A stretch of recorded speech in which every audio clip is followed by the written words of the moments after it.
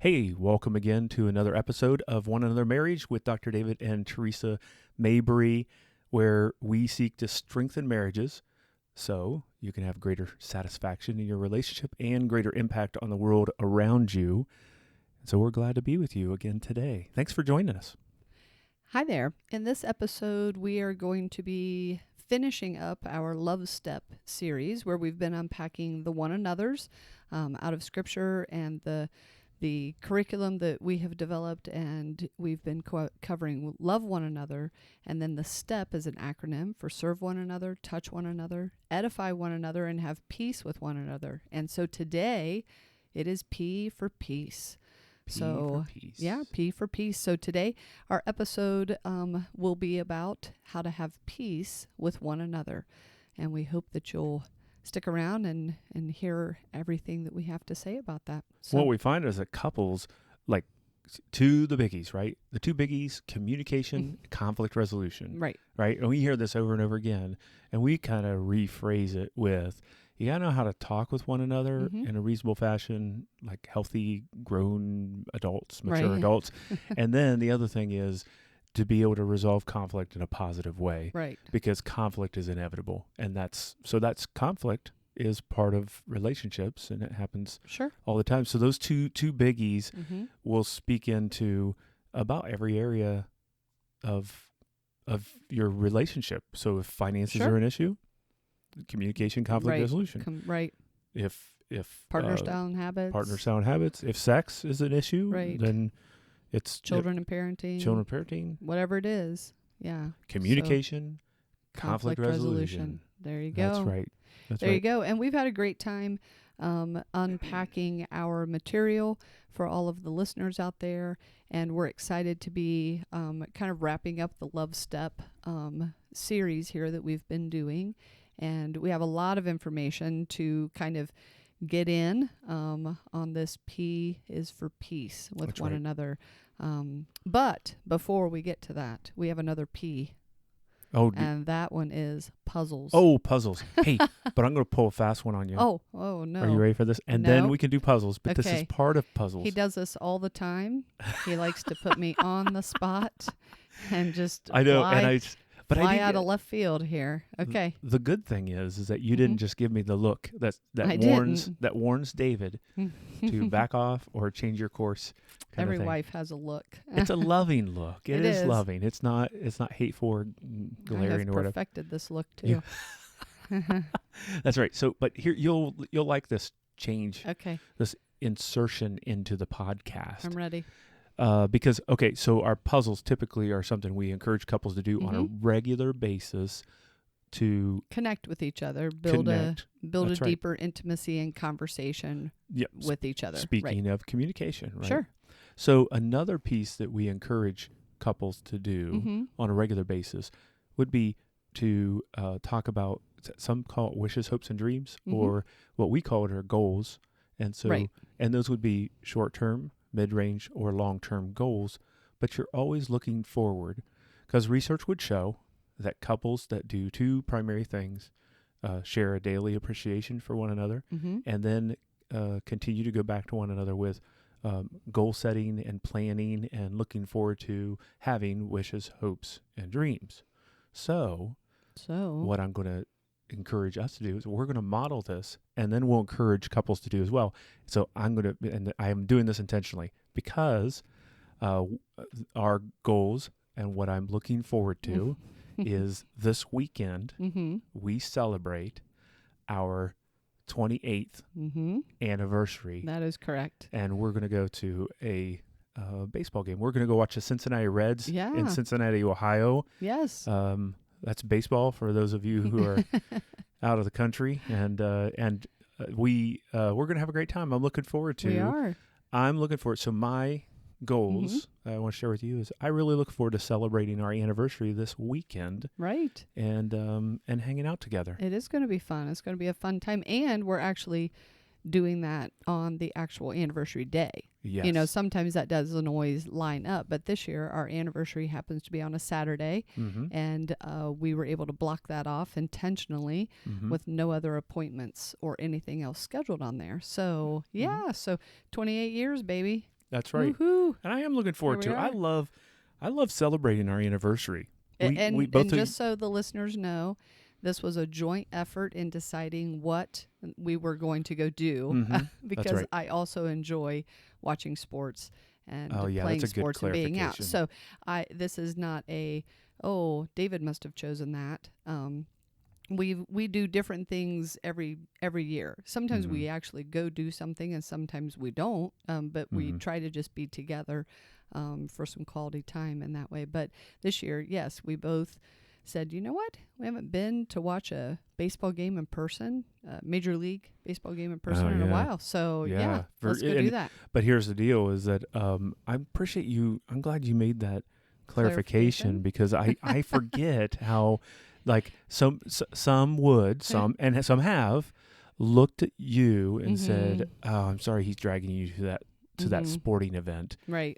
But I promise you, my friends, that Theresa Mabry loves her sports, she will sometimes drag me. Although I'm I love sports too, but she's leading the charge on that sometimes as well. So we're going to have a good time this weekend, and I'm looking forward to hanging out with you. Oh, I'm looking forward to it as well, babe. So, all right.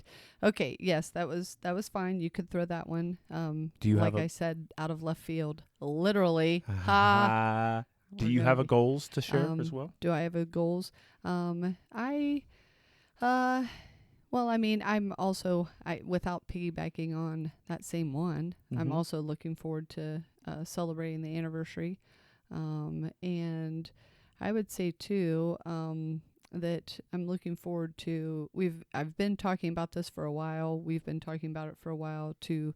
I need a new bike, and I haven't had a bike in several years anyway.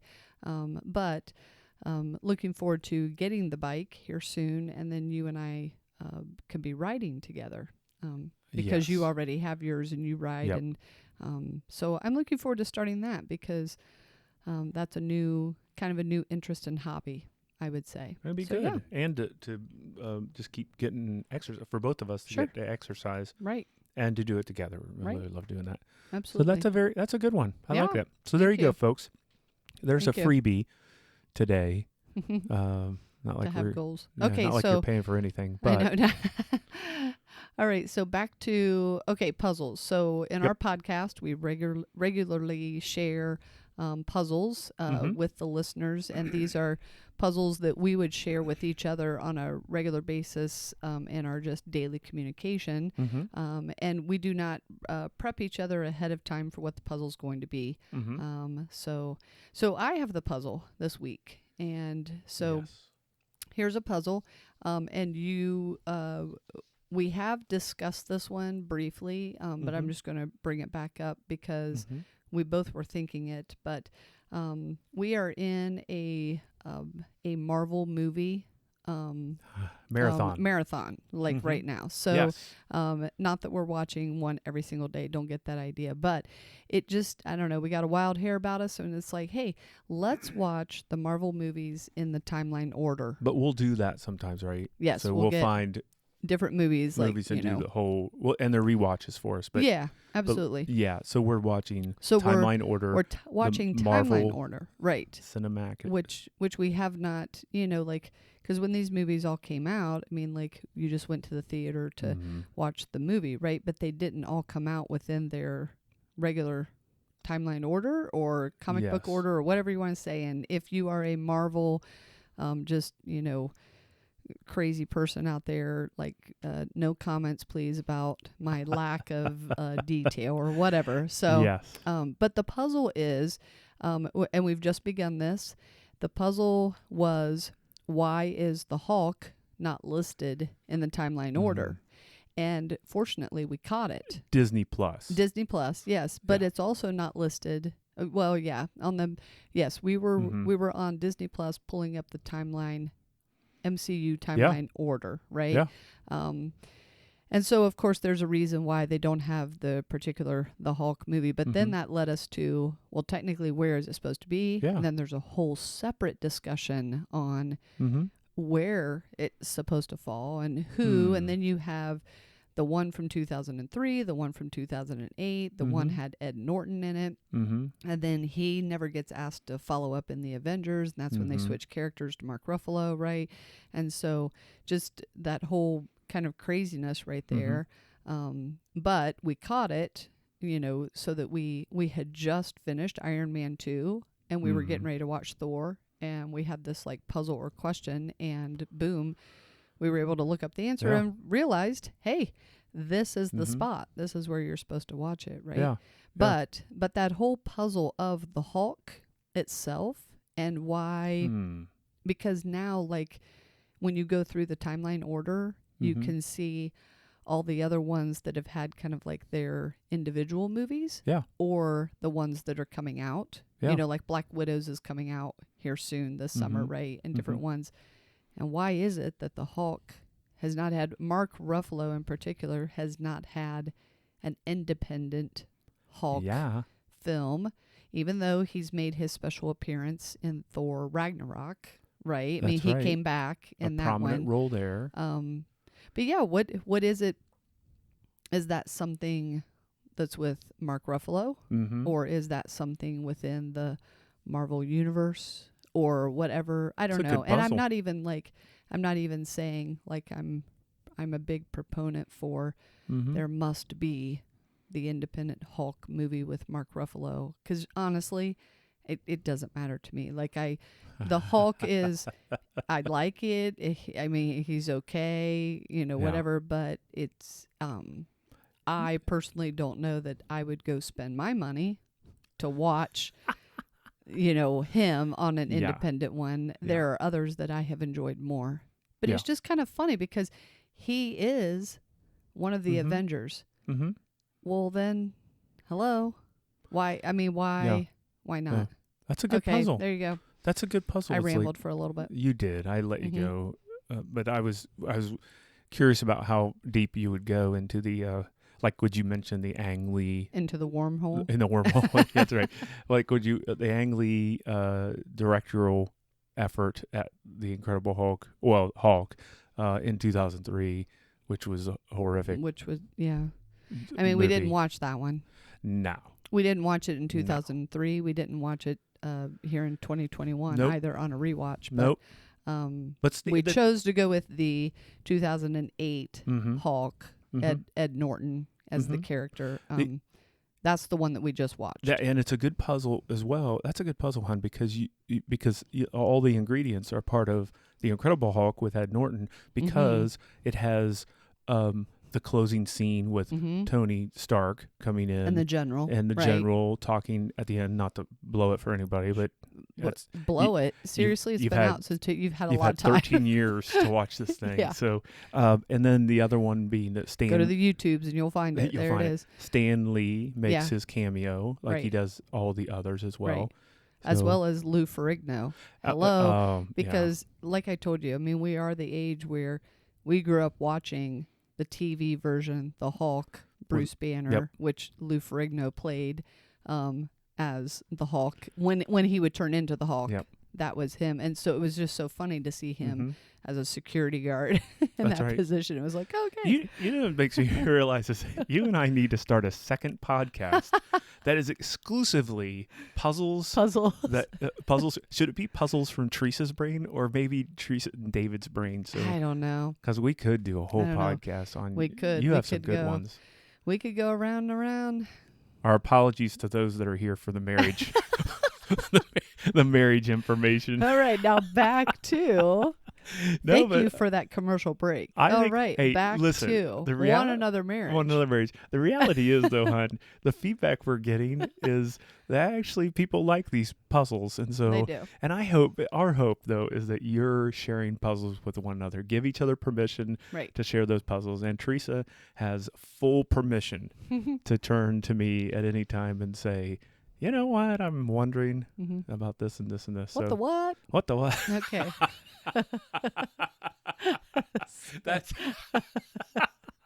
That's also what I am not going to edit that out. That is going to be glorious to have in the podcast. Well, welcome one another couples. We're glad that you're here to hear these puzzles and for us to dive into Peace with one another, which is the Peace. final part of love step. Love one another, serve one another. We're just going to keep repeating these until you all learn it out there. And you'll hear this. It's kind of like those, we believe these are foundations for a healthy relationship is love step. Right. And so it's love one another, serve one another, touch one another, encourage or edify one another, and to have peace with one another. Right. And we have verses for this, once again, because it's based on New Testament, the one another's of the New Testament, which are all those verses, like 50 verses in the New Testament that use the two words one another in our English translations, right? And so it's, so this one, our key verse, our foundation verse, is out of Romans chapter 12, verse 16, which says simply, live in harmony with one another. Now, that does not mean, we'll circle back to this, I said it in our introduction, that does not mean that you'll be free from conflict, free from disagreement. You'll still, and there's a kind of an element that's real with relationships where you strive with one another. Right. Not against, even though sometimes you have difference of an opinion or views or approach on things. And sometimes it is, I'm striving against my partner. Right. But no, you're striving with, and sometimes you have these opposing views. It's kind of like a positive competition of ideas of sorts. So to live in harmony means that you handle those disagreements, those conflicts, those challenges, those stressors. You're handling it in a harmonious way. And I'm not talking a Fred Rogers kind of happy land at all times. If you imagine it's like rainbows and kittens kind of thing. It really is. It's more of, you know what? This subject is ouchy. This subject is tough. This subject is difficult. We really are in an impasse on this. But by golly, we're going to be harmonious with it. We're going to handle this in a positive way, even though I feel super emotional about this and it's a challenge. So that's the idea behind peace with one another, with our foundational verse of live in harmony with one another. Right. Don't put your head in the sand. Don't deny there's any conflict. Don't be a conflict avoider. Sure. But say, how can we live in harmony in the midst of the inevitable conflict? Right. Right. And so what we're going to unpack here right now is just, we're going to give a few other verses. We're going to give some bullet points about how to practice that peace with one another. And then we have some tools for success as well. So the 5 points that we're going to be covering, the first one is you want to, so remember, having peace with one another, with you and your partner, think the best to avoid setting a trap. And the verse out of that is out of Romans 14:13, says, therefore let us stop passing judgment on one another. Instead, make up your mind not to put any stumbling block or obstacle in your brother's way. I love that, right? Because that's great wisdom. Because let's take the second half. Let's flip the verse backwards, right? Right. So the second half is that don't put a stumbling block in the way of, in this case, let's say your partner, so your husband or your wife, right? And so you don't want to put the stumbling block. And so what is the stumbling block that you could be putting there? That's the first part of the verse, which says, therefore let us stop passing judgment on one another. So rather than passing judgment, this is misunderstood so many times. Like, well, you can't judge me. It's like, well, come on, really? It's like, this is more of a case that it's like, a better way to say it is think the best of your partner, not the worst. That's passing judgment, is thinking the worst or thinking bad of, or assuming the worst, or assuming. And we know that assuming is hurts marriages, hurts relationships. And so check your assumptions and really seek to believe the best in and hope for the best in your partner. And when you think the best and hope for the best for your partner, you will avoid setting the trap that will cause them to stumble going forward. And a lot of conflict comes from that root. Absolutely. Yeah. So for you, so as an example, for you, I know that, and I am the same way, is that some days you and I may have conflict or butt heads, and I've had to over the years just think, you know what? Hold on a second. What kind of day has Theresa had? Mm. And maybe I need to be a little bit more aware and conscious and sensitive to kind of what you've faced previous to our conversation. Sure. And previous to our interaction or conflict.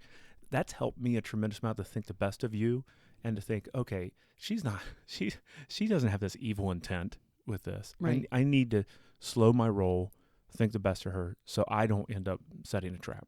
Right. Good stuff. All right. Number 2 is going to be seek unity. Seek unity.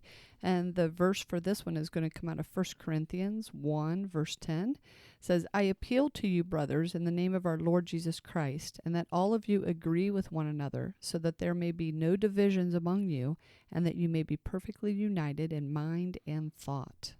So if the first one was think the best of your spouse, Mm-hmm. the second one, when seeking unity, is to think the best of the situation. Right. And of the circumstance. No divisions. Of the context. That's right. Mm-hmm. You're thinking our context, which is our marriage. We're going to seek to say, you know what? Our disagreements do not mean that we have division. Right. Our conflict doesn't mean we have division. We're still unified, Mm-hmm. but we're going to wade, because we're unified, we're going to wade through this and face this challenge head on. Mm-hmm. Right. And that's only going to be natural because of you're two different people. Mm-hmm. I mean, we joke a lot that we share the same brain, the same mind, which after coming up on 28 years here, that's marriage. We've been together now almost 32. Mm-hmm. So we've known each other for a while. You mean like when you wanted pizza the other night and I'd already been thinking, I wish we could have pizza tonight. And then you say, I was thinking is that we would get a pizza tonight. And I'm like, oh. How'd she know? How'd she know? We share the same brain. Oftentimes it's about food. A lot of times it is. But anyway, but seeking unity and just knowing, now I lost my thought. Oh, sorry. Just knowing, hold on a minute, that, you're two separate people. Mm-hmm. And so you're going to look at things from time to time with your perspective or a different perspective. And that could be based upon just who you are as a person, your personality makeup, just different things like that. So, but it doesn't mean that there needs to be division within the marriage just because you each come at a problem or a disagreement from a different angle, right? So seeking that unity, no divisions. The third point that we want to make with peace is kindness and compassion. Mm-hmm. This is a verse out of Ephesians chapter 4, verse 32. It says, be kind and compassionate to one another, forgiving each other, just as in Christ God forgave you. Yeah, sometimes we forget that, right? And we see couples that forget that. It's like, for various reasons, and a couple of them can include, if I don't look out for myself, no one will. Right. So it's kind of a selfishness, but it's a self-preservation as well. Yeah.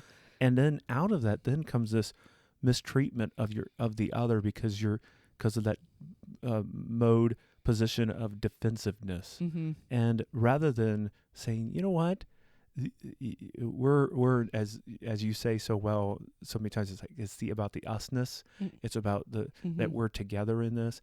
So when you mistreat your partner, you're mistreating yourself. Right. So kindness and compassion can lead the way and win the day. Right. Very good. All right. What about number 4? Number 4 is have patience. Have patience. This will help you. Why do you say it that way? Because that's me. I don't do very well always with patience. So have patience with one another, right? Patience and peace can go hand in hand. So let's read the verse though. Colossians 3:13 says, bear with each other and forgive whatever grievances you may have against one another. Forgive as the Lord forgave you. So having patience with one another and recognizing, like you said, that sometimes we don't always put ourselves in our partner's shoes, looking at it from their perspective, taking into account the awareness of what else is going on in their day or what else is going on in their week, and while we're not saying that you should just excuse anything, we are saying that when you're looking at the marriage as a whole, as a unity, right, as the usness, that you have to be willing and able to be patient and be forgiving with each other. I mean, if you're not, then that's really going to be damaging to the relationship. Well, and it says it well there at the very beginning, bear with one another. And that does not, that in fact, that verse insinuates there'll be something that needs bearing. Yeah, exactly. Right? How did they know? That's like, how did God know that would happen in 2021? That's right. So why would the verse be there if it didn't have a purpose? Bear with one another. If there wasn't something to bear or to carry or to endure, then so here's the deal. Your partner, your spouse is going to have something you have to bear up and you have to put up with. That's right. And so that's what a great reminder to have peace with one another. Sometimes it's overlooking minor offenses. And in fact, that's a lot of overlooking minor offenses. I was going to say, we talk about that a lot with our couples especially. So, yeah. Yeah. And so, I mean, because we're technically, you're offended every day. I mean, like...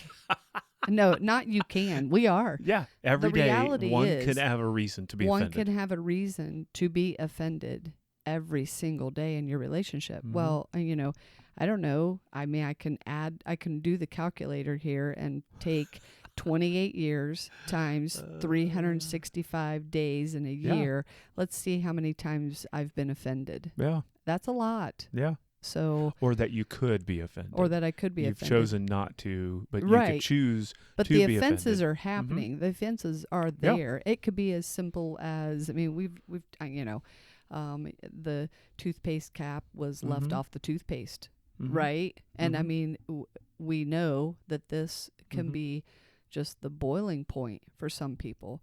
What we want to try and help people understand, though, is that that would be a minor offense. But if you haven't taken care of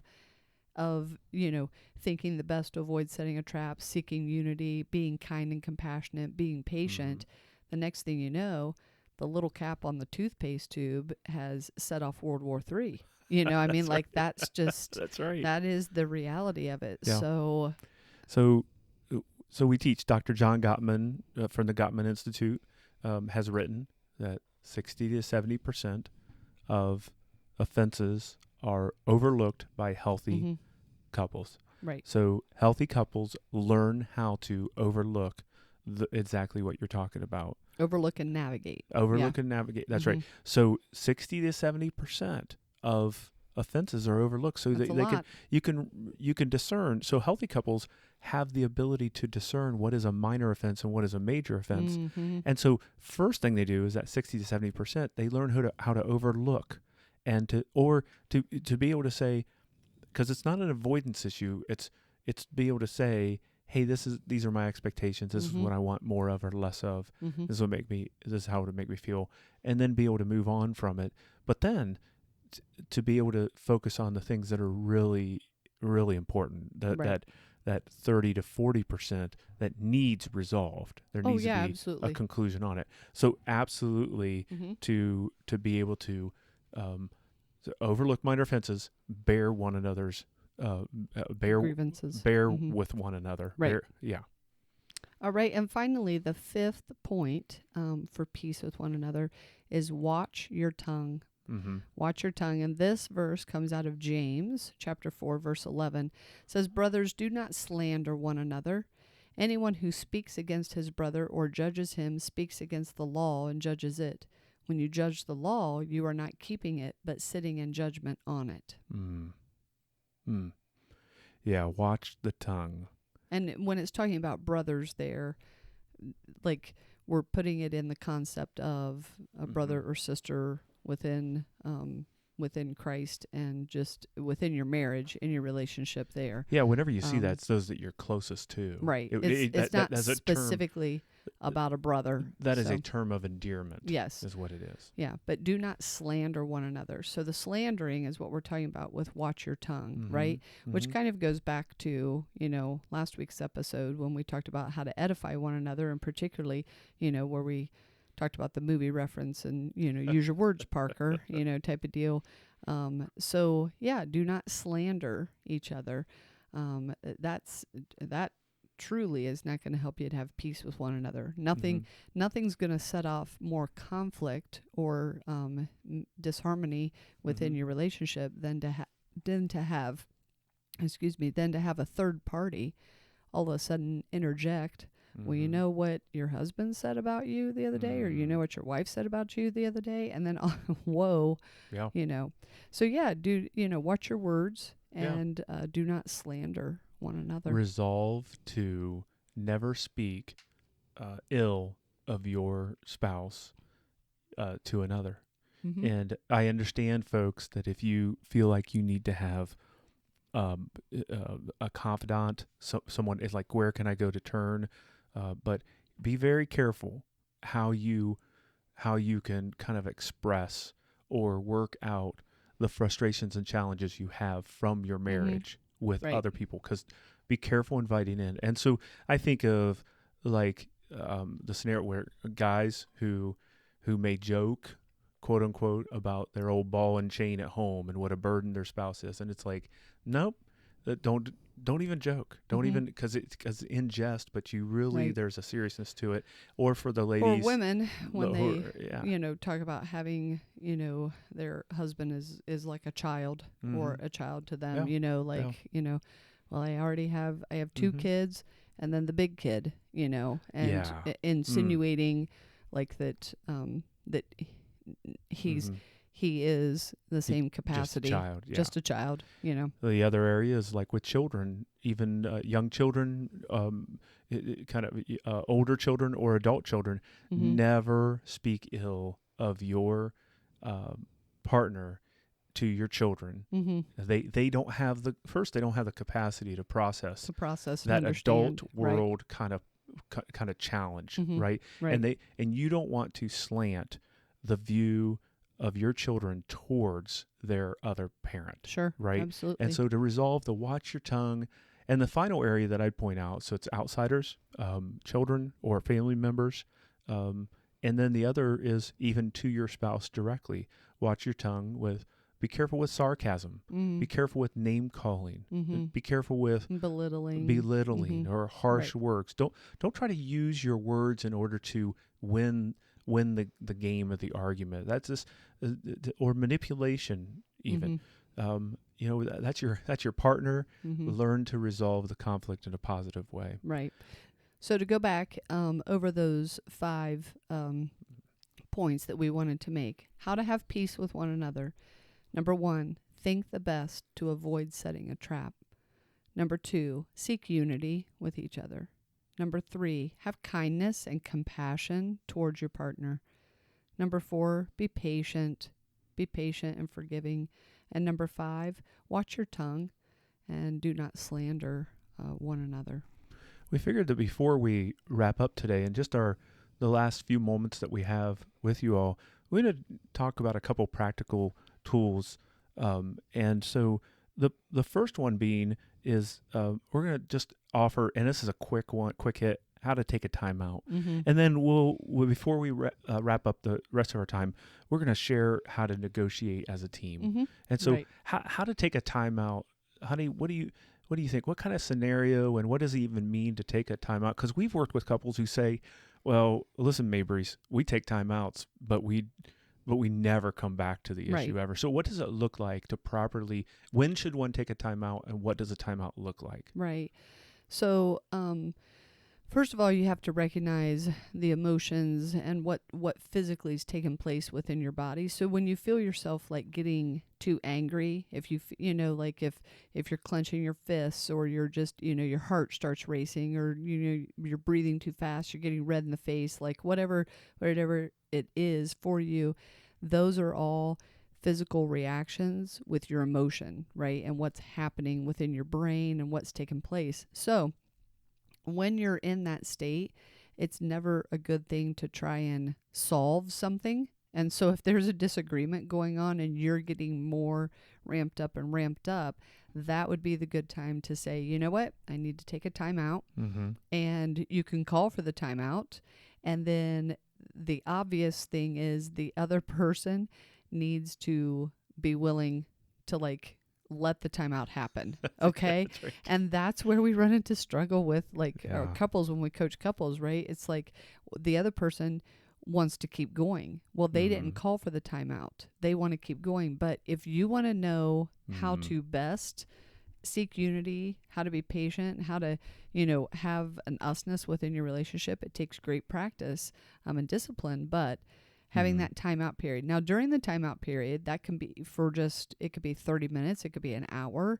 But during that time frame, you need to find something in a healthy way to just kind of like cool yourself back down. Go take a walk, go take a, jog, like separate, get away just alone for a little bit. And then while you're in the timeout, you're just processing about, okay, what, like we said already, what is going on with the disagreement, maybe the state of mind for the other person, what's also been happening with their day, looking at it from their perspective. But in taking the time out, it's important, like David already shared, you've got to resume the conversation. And it must be resumed within usually a 24-hour period. You just cannot be gone for like days or weeks and then be like, okay, yeah, you remember that one time and we never really resolved it. So I would say too is that to keep in mind that let's go back to having a tool and having permission to use it.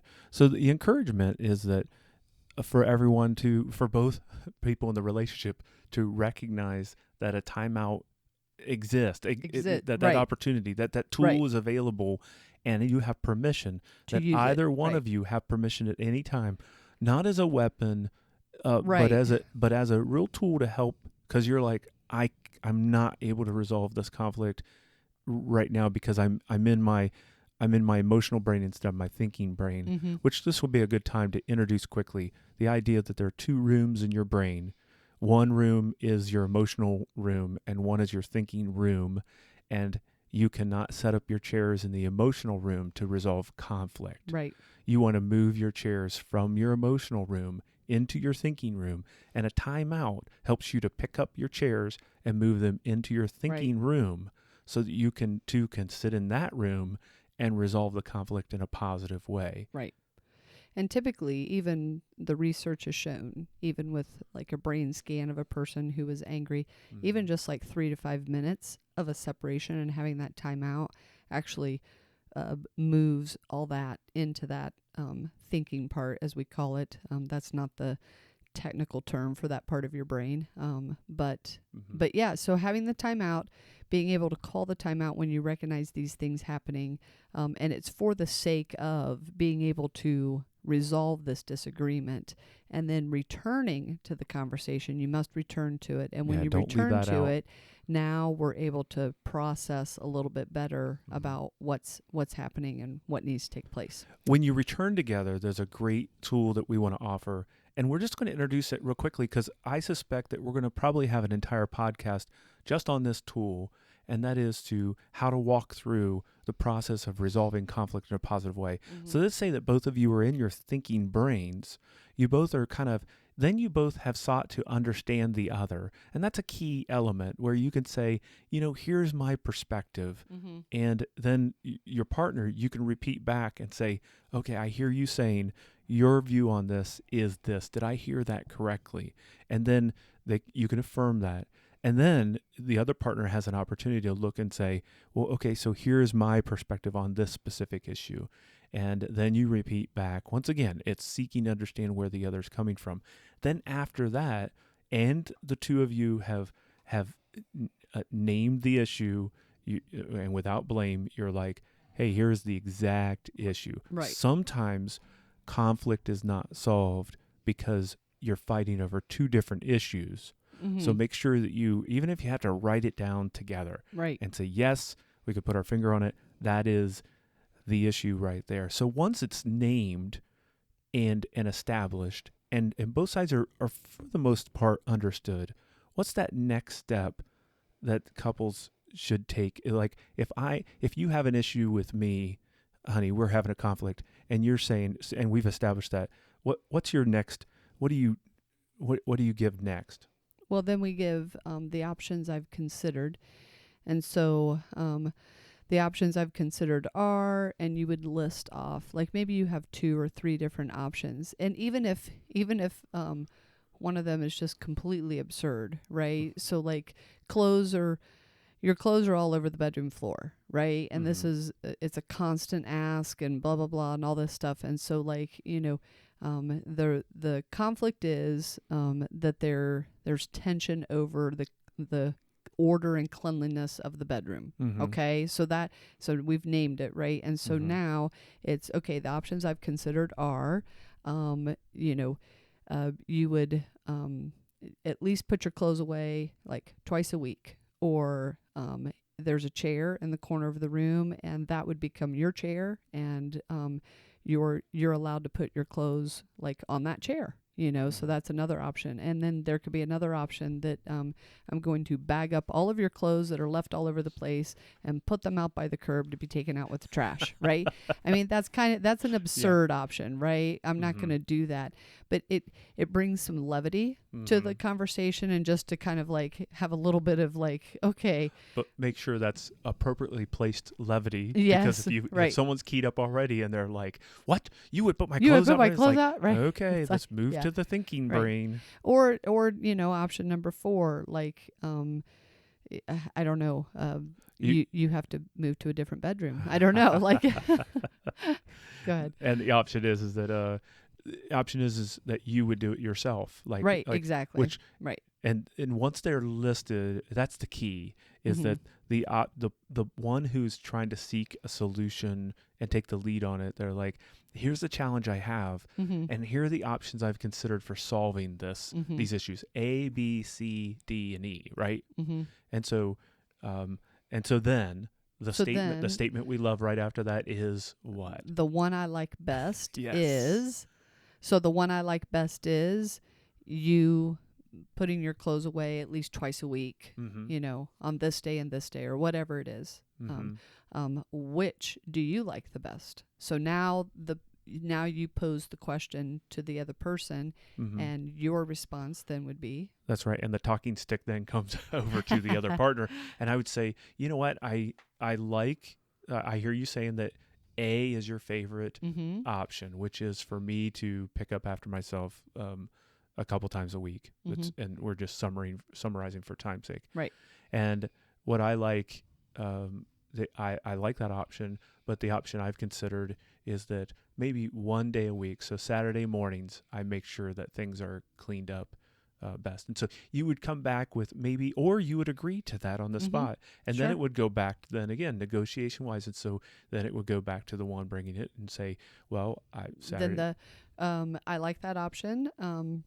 But I would tweak that option a little bit and say, okay, during the week, your clothes, the option I like best during the week, your clothes are on the chair. And then on Saturday morning, you fold and put away or clean up all the clothes that are on the chair. Yeah, I like that. Do you like that option? And I can agree to that. Right. And then what you would do as a couple is you'd agree to a agreed upon solution for that. And then it's very important that you mark a time for evaluation. You say, you know what, let's circle back together in a month and find out whether this would work for us, right? And or then 2 weeks or whatever it is. And what this shows is an enormous amount of emotional and relational maturity that you can process the conflict in just a kind of, let me hear you out, you hear me out, we have different opinion on this is frustrating to me, and then you can kind of process that a little bit more. Now, we have to put a warning, if you will, on it, or maybe a caveat, and if you will, I think some out there, hun, will hear this and say, that sounds pretty pie in the sky. Like, I'm Absolutely. not going to do that. That sounds so rigid. And so and what we would say is, here's the thing. How's it feel right now dealing with conflict in your relationship? And we would challenge you to work an uncomfortable exercise for a season until that muscle of conflict resolution, that healthy conflict resolution is built, so that it's not so awkward. Because Theresa and I at this point, we don't go through a rigid step-by-step, okay, honey, let's negotiate a win-win. No, we've learned our muscle, our conflict resolution muscle is built to the extent where we can actually have these sort of conversations about ouchy issues, challenging issues, struggles, stressful issues, where we can actually come to a conclusion. And it may not look so rigid, but if you're not used to doing that, you're going to have to be rigid for a season, right? Yep, absolutely. And that's a great point to make. We recognize, it's not, it sounds robotic and it sounds non-emotional and all these other things, and it's great practice. And trust me, I am an emotional being, and so having these types of conversations, sometimes the emotion can still get going and get in there, but recognizing that this needs to be a win-win for both sides. And then when you come back to evaluate how's it going, we're keeping in mind the fair game rules, right? And not looking to just belittle your partner or whatever if they haven't been doing it. But you may find that it's a win-win and it's going along great. You may find that there's another tweak to it that you want to make, and you want to go over that. But ultimately, you're just trying to find that best how to negotiate and have peace with one another. You may find that in your marriage, you may be having some conflict, and it's challenging for you to walk through a tool like this. It's challenging because you find yourself taking timeouts all the time and not resolving conflict. We want to encourage you to reach out to find help and to have a marriage counselor, a marriage coach. Theresa and I offer that service, and we would encourage you to reach out to us. We'd love to help you, even if you're at a distance from us. We can have a Zoom call or find someone local to you or someone that you trust. Maybe there's a counselor or a pastor that can work with you and help coach you through. Definitely, if you're going to find someone, though, find someone that's going to help you, that's going to teach you. Right. And they don't want to put you in sessions for years on end, but they're like, you know what? Let's help you grow from where you're at to where you're going, to teach you great skills and help coach you through that. So this is not everything to be said about conflict either. And we will in future podcasts be walking through how to resolve conflict in a positive way. But today, hopefully, this gives you a good start. So learn how to and practice having a timeout and negotiate for that 30 to 40%. Overlook minor offenses. Focus on that 30 to 40% that are really important. Right. So there you have it, folks. That wraps up our Love Step series that we've been doing, talking about how to love one another, serve one another, touch one another, edify one another, and have peace with one another. We're so glad that you have joined us for this podcast today. And if you have not caught the other podcasts in this series, please go back and give them a listen, as well as subscribe, rate, and review. We really love to get the reviews. If you find it helpful information to you, we would love for you to post that review on whatever social media platform you are listening to this podcast on. And we especially like iTunes. Yeah, we do. Right. Rates and reviews. Hey, next week, join us again as we return to Love Step, and we're going to teach you a practical tool that we give to most of our couples called Love Step Goals. That's right. Basically, a regular communication tool that you can use to grow your relationship so it can be more satisfying and strengthened, and that you can have greater influence on those around you. That's right. We will see you next time. All right. Bye-bye. Bye.